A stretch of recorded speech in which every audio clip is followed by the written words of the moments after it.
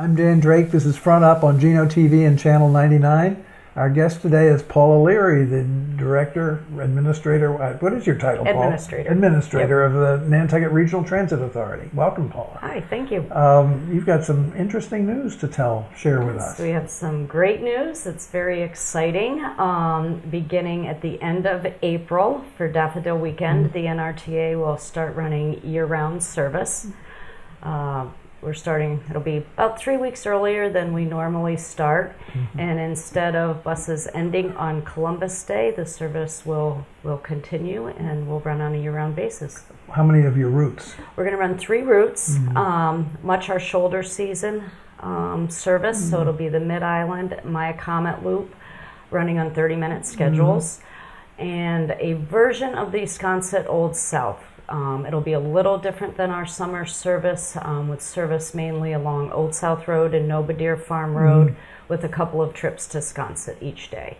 And of course, we'll be running shorter hours of service. We'll be running weekdays from 7 a.m. to 9 p.m. and weekends 7 to 7. What's the third one? You said there were 3 routes. Sconset Old South. No, Sconset Old Mid-Island, South, Mid-Island. And Maya Comet. And Maya. Yep. I'm sorry. Yep. Are you going to, the Old South Sconset one you talked about, you're going to basically end it at Nobadeer Farm Road except a couple of trips, 2 trips at night? I think it worked out to be maybe 4 trips. 4 trips, okay. Yep. Are you making any adjustments to either of the other 2 routes for the year-round part of the service? No, just the time. Yep. Just the time. And how often will they run? Every 30 minutes. Yep. All of them? Which is our shoulder season. Yeah. The Sconset Old South, when it's only doing Old South and Nobadeer, will run on a 20-minute schedule. Of course, it'll run hourly. The trips that goes to Sconset, so it'll be some more people to the airport for you. Yeah. yes. That with the Richmond development and Sachem's Path, those 3 routes service the high density population of year-round residents. So it's kind of a no-brainer for those routes to be the ones operating. And who's paying for this? Well, the funding was the hardest discussion. We are increasing fares as a way to cover half of the operating costs. And then the Board of Selectmen approved for the town to provide funding for the remaining about $400,000. So recognizing the importance of public transportation, our community changing and growing, and like I mentioned, the housing developments that have either come online or will be coming online, the need to reduce the traffic and provide public transit services. And alleviate any parking issues too. Parking issues. Hopefully. Parking issues, yes. So, which equipment are you going to use on those? The same? We'll use our buses. Yep. Yeah, but don't you have 2 different size buses? Not anymore. Not anymore? No, not anymore. What did you get rid of? The big ones? We got rid of the Eldorado. They're the same sizes. They just look different because now we're running internationals, which have that truck 18-wheeler nose. People think it's a smiley face, so that's a nicer way of describing them rather than the flat. But we still have our 25, 27, and 29 footers. Okay. 29 are the longest. The summer schedule for the other routes will be basically the same. The same. As it has been. There's no pressure to extend the shoulder seasons on those? We have, and I think we've got it nailed down pretty good as far as cost and ridership and what we need to provide for it to be effective and efficient. And we've been doing that for a lot of years now. Right. So what are the major challenges of running the bus system on Nantucket? The roads and equipment. Trying to meet everyone's needs. You're saying the condition of the roads? Or what are you saying by the roads? Potholes aren't fun, as I think we're all driving around now. But just the narrowness, the tight corners. In the bus making industry, we can only get 96 wide buses. 96 inches? Yep, and very few manufacturers make that narrower of a bus. The next one's 103, and we'd be scraping trees and Paint, a lot of houses and paint. cars. So that's a challenge in finding a vendor for the 96 wide, and then we have to look at wheelbase Right. and how for they could, to make the turns. So that's always a challenge. Murphy's Law seems to be alive and well in July and August when we're How when we're many at our miles do you craziest. get out of a bus?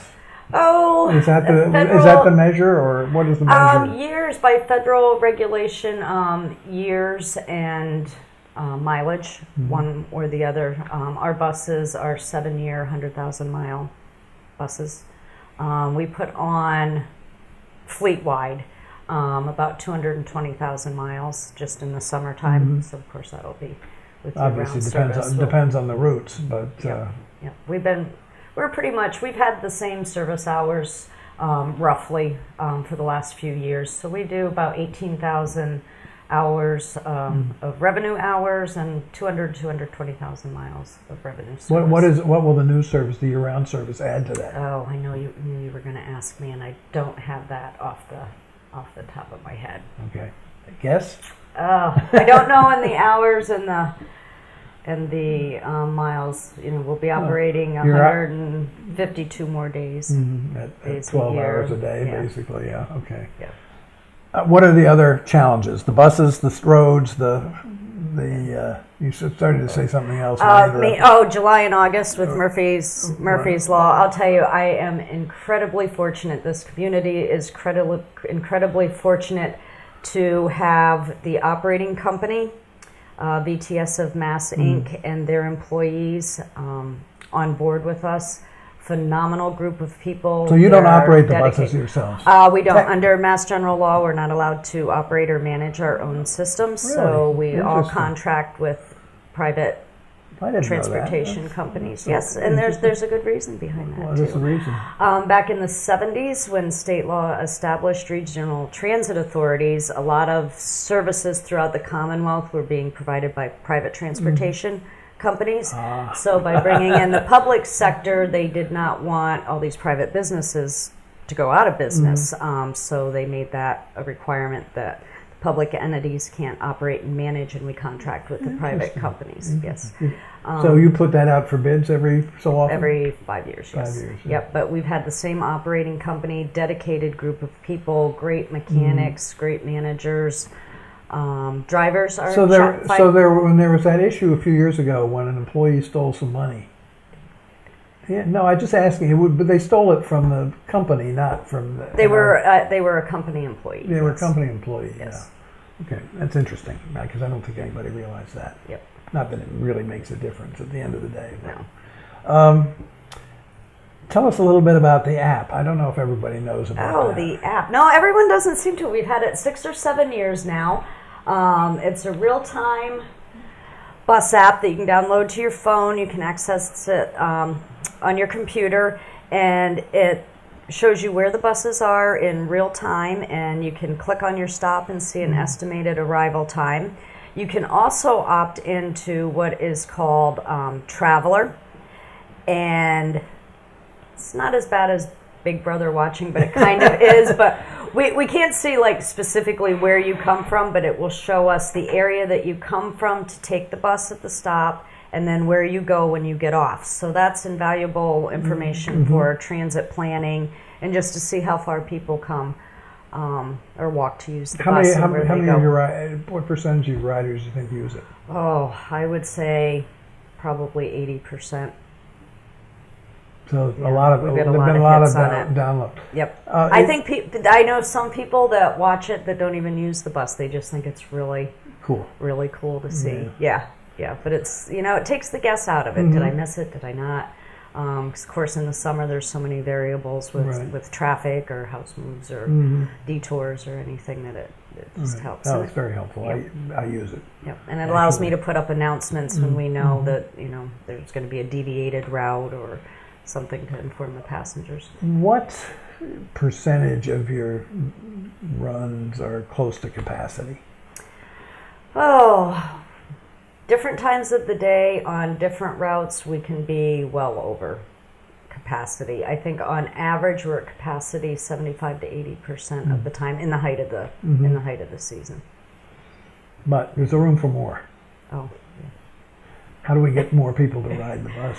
Oh, I think people just need to try it. We've seen about an 11% increase since we did the rebranding and introduced the app 6 or 7 years ago. I think being able to know that you have reliable, dependable transportation. We have a great pass, even though the fares have increased. We have season and annual passes now, and those increased, but they're still a great deal if you're using the bus even a couple of times a week. We have different ridership incentive programs that are offered. You try to passengers. encourage employers to Yes. buy passes for That their has employees. been a widely successful program since 1996. Really? Didn't know We introduced that. So we offer a discount if employers buy passes for their employees. The planning board makes those requirements through the MCD process when it's applicable. So we sell, there's probably anywhere from 75 to 80 businesses each year that buy passes for their employees, up to probably 600 or 700 passes. So that's a good thing. If you had an unlimited checkbook, what would you do? Oh, Or a bigger checkbook? all Let's kinds put of fun stuff. We certainly still, even with year-round service, we still have unmet service needs. We're not servicing the Tom Nevers area. We're not servicing Cisco. So those are, some areas that require equipment, turnaround improvements, operating funding. And then people may or may not know, we also operate a year-round elderly and disabled van service that is only weekday from 8 to 4. Certainly there's some unmet service needs with the weekend, and particularly Sunday with church, and later hours in the evening on that. Something just occurred to me. You said Tom Nevers. Tom Nevers has more people in it in the wintertime than Sconset, doesn't it?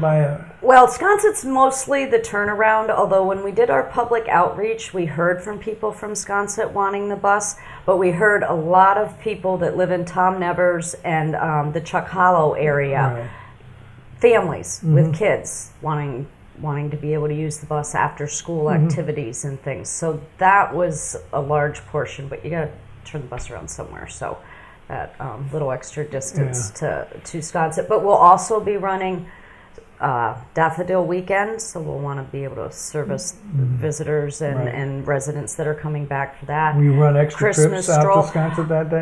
We're not running extra trips out. We've got the schedule down, so it should accommodate the picnic. We will not be able to go to the center of Sconset, obviously, on that Saturday. So we were able to use a parking lot outside of town as a bus turnaround that day. But that Friday and Saturday of Daffodil, and it'll be stroll weekend, and like New Year's, we'll run up until 11:30 at night. We'll run our summer schedule, those busy weekends to accommodate people. And we'll see how it goes. See what happens. Yep, we will. Adjust accordingly. Remind the viewers when the new service starts again. April 27th at 7 a.m. 7 a.m. Friday. Yep. Well, it's good news for the island. Yes. Paula Leary, Administrator of NRTA. Thank you so much. Thank you, Dan.